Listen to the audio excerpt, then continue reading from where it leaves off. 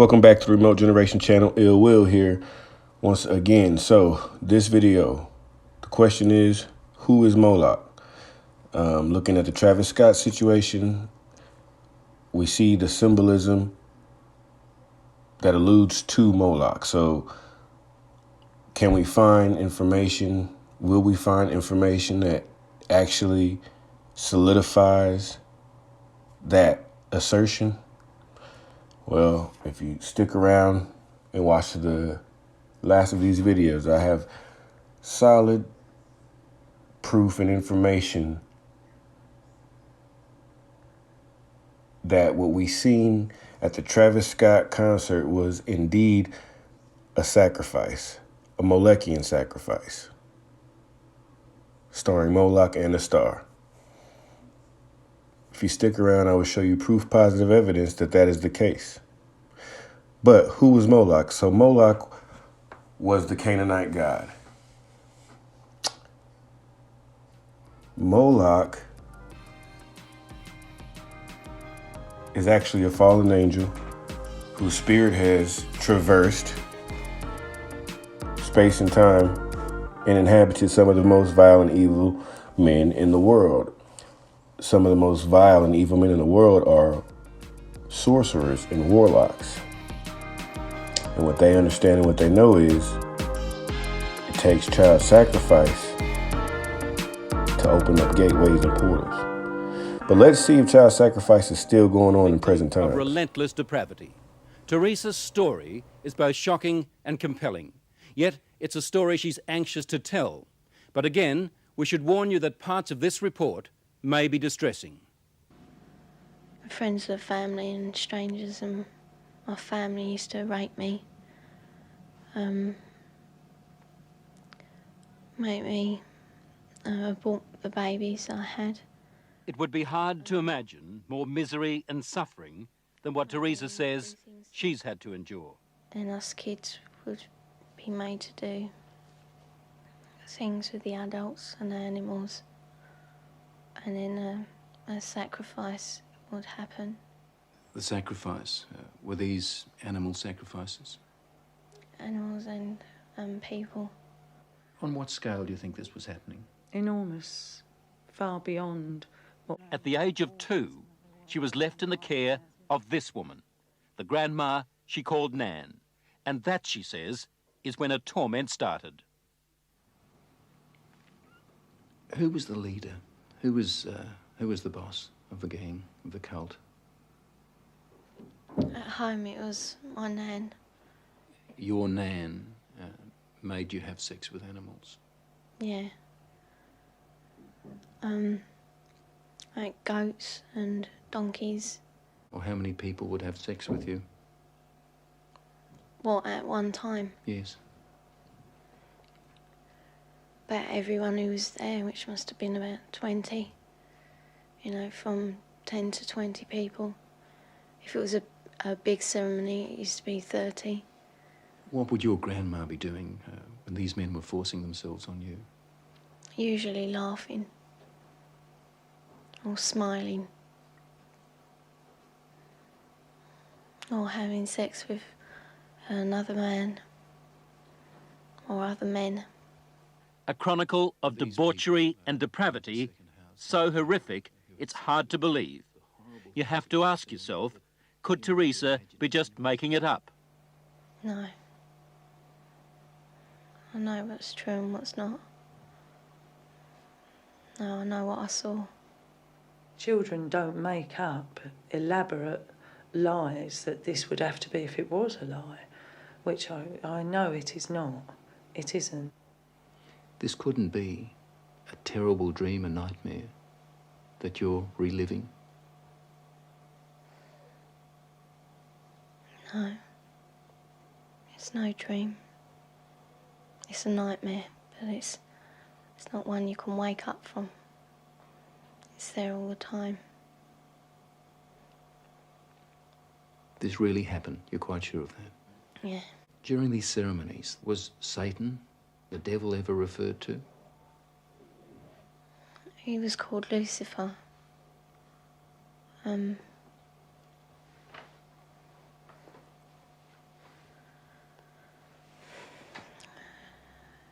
What did they say about the devil, about Lucifer? That killing the people made him happy. Sacrifices to please the He devil. used to talk about According to Teresa, the worst rituals took place at a house somewhere in the country. it was big, you know, expensive. From the front, it looked like a castle. You know, it had a long drive and big double wooden doors. Do you think they were rich people then? Very rich.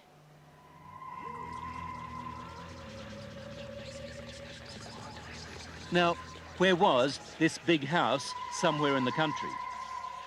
Teresa says she can't take the police there because the Satanists made sure she'd never know how to find it. Teresa was always drugged, or on a couple of occasions she says she was knocked out, so that she never fully knew the route. There was a tramp who was brought in once, you know, and he was killed. He was cut from his throat down to his stomach, and they ate him, or bits of him. They killed a man at a ceremony Yeah, in front of you? yeah, in front of all of us. Did the tramp, did this man fight back? No, I think he was, you know, drunk or something. He seemed really dopey. He was laughing a lot when he was brought in. And he started screaming when they began to cut. But after a while, you know, he died. I'd seen a few killings before then. Although I wasn't used to it, you know, that was the worst one. I really don't know what I thought. I suppose I thought, thank God it's not me. Let me get this right now. Are you saying that you saw more than one person killed in that house? Yeah. I've seen loads of babies killed there, just newborn babies, or aborted ones which were only small. You know, 4-year-olds. Any age, really. Did they ever say they might kill you? They threatened to kill my little girl, who, when I left, was still at the house. A friend? Huh? What little girl? My little girl, Alex. She's about 4 now. You mean you had a child? Yeah. How old were you when you had that child? 11. Motherhood at the age of 11. I never talked about But it. from what Teresa told her mother, it wasn't the only pregnancy. We think about 7 or 8 times. It's hard to say. It was constantly happening from the time she was capable of being pregnant. What happened to the pregnancies, to the babies? They were aborted by my nan or by one of the doctors at the house. There were doctors there at that house? Yeah, there was 2, I think. Yeah, and a nurse. What would happen to the fetuses, the unborn babies? I used to be taken away most of the time, and one time the baby was taken out of me and then killed in front of me because it was still alive. And then, what would happen? Well, after they killed it, they would eat it. Well, we were also made to eat it. You were made to eat your own fetus. Yeah. Who made you do this? My nan. As we can see, sacrificing of children isn't just a thing of the past, but it's also a thing of current times. The video you just saw detailed a young woman who was a victim of SRA, or satanic ritualistic abuse. This goes on to this day and is very pervasive throughout our society, not only in America, but around the rest of the world.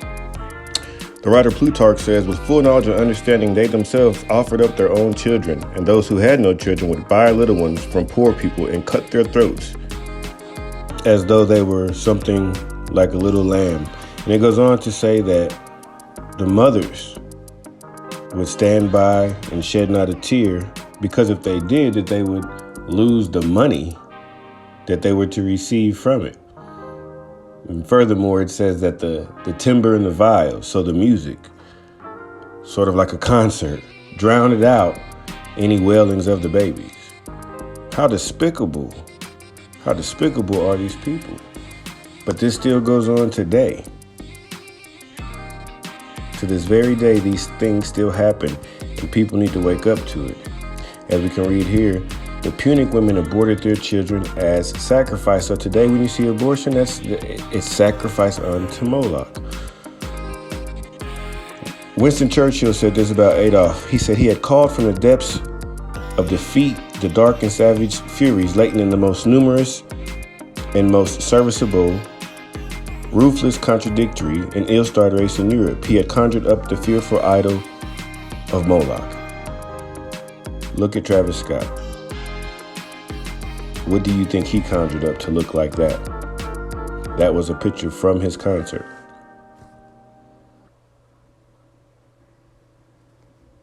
Now check this out. The Phoenicians, and above all the Carthaginians, worship Kronos. If they wish to achieve something big, they devote a child of theirs, and in the case of success, sacrifice it to the god. There is a bronze statue of Kronos among them, which stands upright with open arms and palms of its hands facing upwards above a bronze brazier on which the child is burnt. Wow. So it just is letting you know that the people who sacrifice to this god and this idol, it's for gain. It goes on to tell you that when they burn these children, their mouths tense up and form somewhat of a smile. It's no surprise that TravisScott's logo is the smiley face.